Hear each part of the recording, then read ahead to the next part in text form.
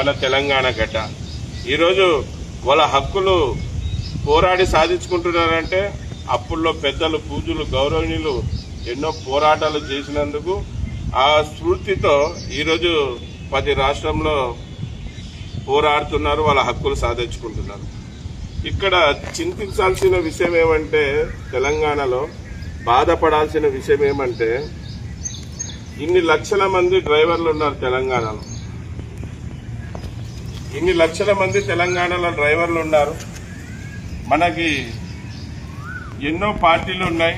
ఏ పార్టీలు కూడా మన డ్రైవర్లకంటూ న్యాయం చేయలేదు.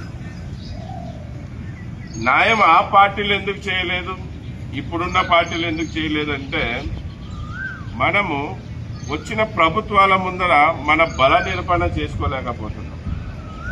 మన బల నిరూపణ అంటే ఏంటి? మనం చెప్పుకోవడానికి భారతదేశంలో 25,000 కోట్ల జనాభా డ్రైవర్లం. ఎంతమంది అన్నా? 25,000 కోట్ల జనాభా డ్రైవర్లం ఉన్నాం.